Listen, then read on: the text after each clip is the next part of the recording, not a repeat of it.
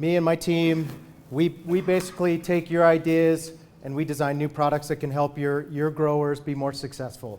So that's our goal. My goal today, especially because we have a lot of new faces here, is to help you become more comfortable with nanotechnology, understanding how it works and how it can help your growers utilize it as a tool to improve yields and performance. I have a couple tough acts to follow, so thank you, Trent, for your words. Michelle gave a great presentation. Unlike Michelle, I was actually a nerd in college, and I went to every class. I'm embarrassed to say that. But I'm also excited to see that A&M's actually giving away football tickets right now to try to get people to come to games, so glad she could go, right? So she left, so I know I won't get in trouble for that one. All right, so let's talk about nano and geek out here a little bit so we can get more comfortable with this technology and understand how it works. So nano is not something new to the world. It's a technology that's been around for quite a while. It's utilized in a lot of different industries.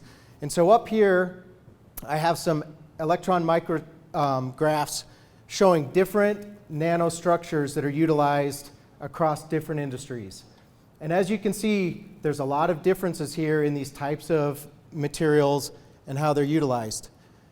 So a couple of the more common ones that you'll see used across industries will likely be carbon-based nanoparticles. So this top image here, where we see carbon nanotubes, it's used as a substitute for example, for steel. So extremely lightweight, 300 times more strong than steel, and it's something that can be engineered to, for space age technology and other industries where they care about weight, they care about tensile strength, things of that nature. So it's a really common technology.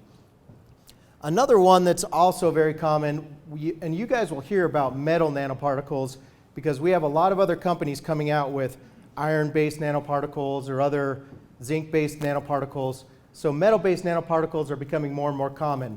And if you come to our 101 nano session during the breakouts, we'll talk a little bit more about different types of nanoparticles and get you more comfortable with those. But what's interesting, right here's an example of gold nanoparticles.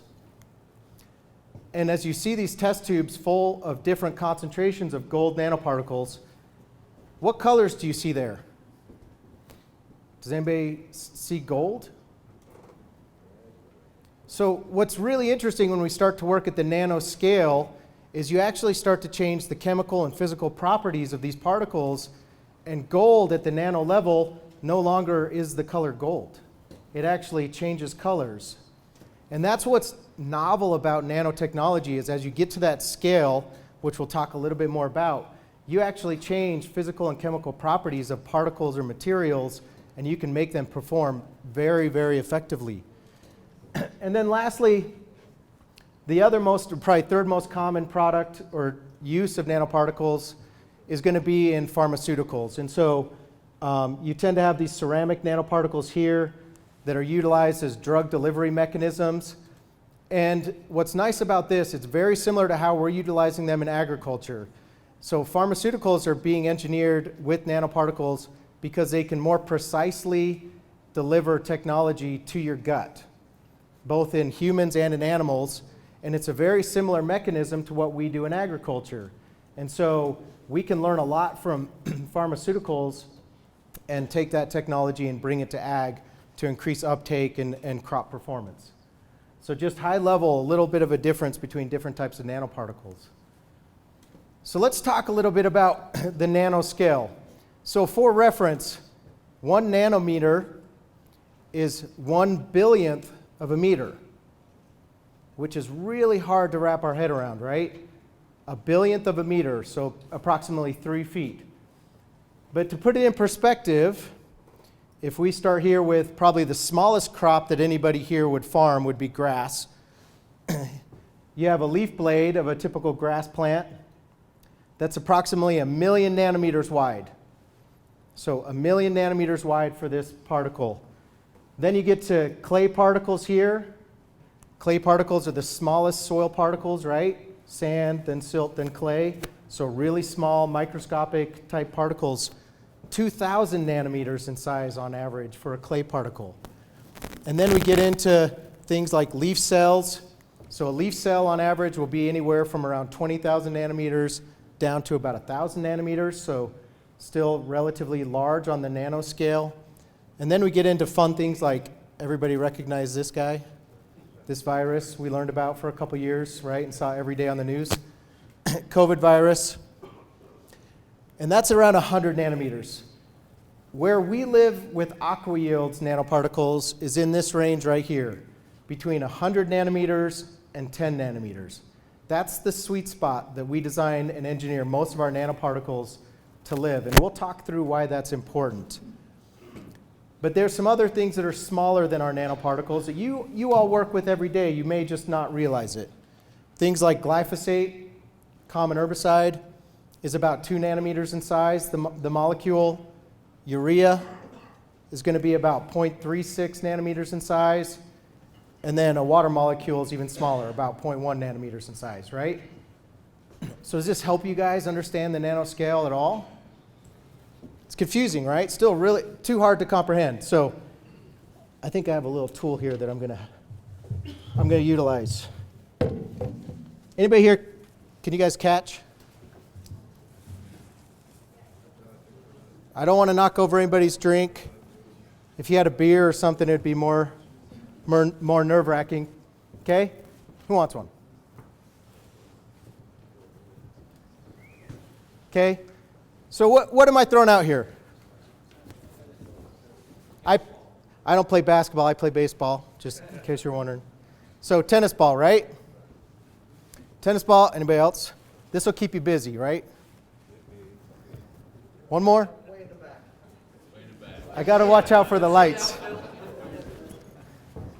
Oh, off the bounce.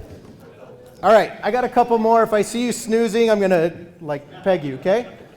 So the reason I'm throwing out a tennis ball is one of the smaller athletic balls that we do sports with, right? But everybody has seen one. If they have a dog that they play catch with or they play tennis, know that relative size, okay? What's interesting is the size of a nanoparticle, or 1 nanometer, is equivalent to a tennis ball, as a tennis ball is to the state of Utah. So imagine I just threw out, I think, 5 or 6 tennis balls. How many tennis balls could you fit in this state that you all just flew into yesterday or the day before? Pretty mind-blowing, right? Hard to wrap our heads around. So there are that many nanoparticles that could fit within that tennis ball right there. So the key takeaway is these things are ultra small, concentrated, really powerful tools that will allow us to utilize better, in-crop chemistries to drive better uptake and performance, okay? So how do we actually engineer our particles, and what do we do to make them special? So we want to let you guys in a little bit more on the process. So there's 2 ways you can make nanoparticles. You can either build something that's small up to a nanoparticle size, like as in carbon nanotubes. So you can do that through chemical reactions, processing, things of that nature. Or you can take something that's larger, and I'll just make something up, right, like a rock. You can mill it down, process it, utilize lasers or other technologies, and actually screen them down to make something smaller. We tend to utilize that second process to make most of our nanoparticles, okay? And we do that by utilizing natural mineral materials that have properties that we like, that will perform and help carry materials into the crop. So that's step number 1, properly sizing our nanoparticles to be in that range around 50 to 100 nanometers. We have some that are smaller, but most are in that range of 50 to 100 nanometers. We then do something really important. And this picture here is a picture of our water lab that's at our operation, or our hub in Salt Lake City. We take ultra-purified water, and the reason we want ultra-purified water is we want it to have 0 reactivity. So when we put our nanoparticles into that water, we get a perfect suspension. So they float in there in a perfect suspension and don't react with anything. That way, when we add whatever it is you want to add, those nanoparticles can absorb or hold on to those materials more effectively and deliver them to the crop. So we then blend them, put them in the right concentration, and we can deliver a product that works perfect for you, just like all these dummy bottles here, right? Okay? So that's a little bit about our secret sauce. So how these nanoparticles actually work. We have this mesoporous, and most of our particles are silica-based. Mesoporous silica particle here. And what you see about it, it's very circular, not a perfect circle, but then it has all these different pores inside of it. And what's important about that is it gives us more loading potential because of that shape and size. So what happens is when you blend this into a tank of Roundup or into a tank of UAN or anything that you're trying to blend with, you first get loading of those particles into the internal cavities of this mesoporous particle, and it'll attract anions, cations, polar molecules. So it does like a lot of different technologies. So a lot of things can fit into that particle. But after all those sites are full, you also get loading on the outside of the particle. So what we call external loading. And so you get this coating around the particle, which we refer to as our Nano-Shield technology. Okay? And once we deliver this in solution to the plant, either foliarly or to the soil, you then start to get release of the cargo, and you get that better uptake and utilization. Okay? So it's a pretty simple process. But where this becomes important for you, and Trent hit on this a little bit earlier on bulk blending and how we make these solutions, okay? I think there's a misconception around our nanotechnologies, and when we add this to a material, that those nanoparticles suck up everything that's in your tank. And they don't, and we don't want them to, okay? So what we do when we create a suspension or utilize them in bulk blending, we put in the right concentration into this material so that we get that attraction to our nanoparticles, but we also still allow free floating or free molecules like urea, potassium acetate, glyphosate, or whatever it is you're mixing with to still be available in that suspension, okay? That becomes really important, is that we have our nanoparticles that are loaded, but we also have the other materials that you're blending into that tank still available as well. Okay? And we can do these bulk blends or tank mixes with a lot of different materials. In fact, Landon's in the back. Landon, have you ever met a material yet that we've tried to blend with that our particles are not compatible with? No. But we haven't tried it with beer yet, and I get that all the time. If you want to try it with beer, you're on your own. I don't know what it's going to do to your gut, but have fun with that one. But highly compatible, and they work with a lot of things. But Dan today is going to talk to you about times you probably don't want to use nanoparticles. So they work and they're compatible with pretty much any material you use today. It doesn't mean you have to use it with every material. But we want to make sure that we blend and create that right concentration to keep charged particles in solution, but we also have other materials that are still freely floating in that solution as well. The reason that becomes important is how the plants and the soil takes up these like this material, okay? And so as I mentioned, our nanoparticles or our formulas can be applied either foliarly or to the soil. When we put these in solution, you'll often hear us refer to our materials as nanoliquids, okay, once we put them in solution. But the mechanisms that these are taken up are really important. Foliarly, we can get more material into the crop through a couple things. They'll still enter through cracks and cuticles. We get hyperloading of these nanoparticles as well around guard cells around the stomata. So we get better stomatal uptake than you would with traditional nutrients or materials. So foliarly, you'll see an improvement in uptake. But you will get the best uptake if you apply through the soil. And that's because the soil or the crop or a plant is designed to be more efficient at taking things up through the roots. So our nanoparticles work really well through the roots as well.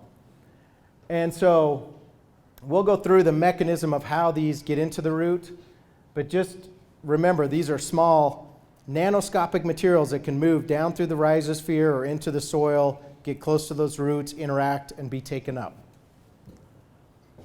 And so I want to go back again. So when we make our bulk blend or our tank solution, part of why we don't want everything to be loaded all onto every nanoparticle, why that's important. When a plant takes up material, there's a couple different ways it can happen. So if I have just nitrogen in the root zone and the plant wants to take it up, it can take it up through a process called diffusion, where there's just a gradient, less concentration inside the plant than outside the plant. It wants to equalize those, so it'll pull some material in to be at equilibrium. Okay, that's diffusion. It's pretty simple. So that's one mechanism. Plants can actively also utilize pumps, so ion pumps, that they can transfer things in and out when there's something that they really want. And then there's a third mechanism. What we're trying to do is optimize all pathways to get things into the crop with nanotechnology. So we want your urea or your potassium or your glyphosate to be readily available to cross the cell membrane through diffusion and through pumps. But the nice thing that we get to do is utilize a third pathway that those don't get to utilize, and that's called endocytosis. And it's a pretty fancy word, but this is also why the drug delivery or pharmaceutical companies utilize nanoparticles. It's the same mechanism that's in our gut. Our nanoparticles are larger. They come to the cell, and they either park right here, and they will slowly release material off to the roots, and they can be taken up, or the membrane will actually say, hey, what is this thing? I don't know what it is. I'm going to actually envelop it and pull it into the cell, and once it's in there, it starts to break it apart to find out what it is, thinking it's probably a virus or something detrimental. And as you do that, you release the payload into the crop. And so you get this supercharged particle that's holding about 200,000 ions or molecules on it that starts to slowly release. And that's why we get this increased uptake and utilization. So it's a really nice mechanism. But if we supercharge our nanoparticles and only utilize this, we wouldn't get as good of uptake. That's why we want to leverage all three of these pathways. And so when we put our particles in solution and we create these bulk blends, we're doing a couple things. We're protecting against losses, which anytime a grower puts something on their farm or on their field and it doesn't get into the crop, it's wasted money, right? That's something they paid for that they didn't get an ROI on. So we can protect against losses by acting like a chelating agent that holds onto materials and keeps them in solution. Materials don't precipitate out of solution into unavailable forms. We can reduce losses through leaching and volatilization. Okay? And lastly, we just get improved plant uptake. So these small sized particles, anytime they enter a crop, loaded with all of that goodness like a Trojan horse, you get this uptake or flush of materials that get in there versus a single nitrogen molecule or potassium molecule getting in there one at a time. So it's basically that Trojan horse getting into the crop and doing a lot of good. So in summary, three major things that I think we need to just take away, and I hope this helps. But if not, come visit Garrett and I. Garrett's our lead chemist during our Nano 101 session this afternoon, and we'll even nerd out more if you guys want to. Couple things I want you to walk away with. Nanoparticle type and concentration really matters. So there's magic to how we design these and how we formulate these to ensure that they work. And there's a lot of ways you can do it wrong. So there is an importance to the type of particle you use and how you use it to make it work well with your solutions. When you utilize nanoliquids, you actually improve your suspension of your formula. So you actually get an improved suspension and materials that can be delivered and get into the crop.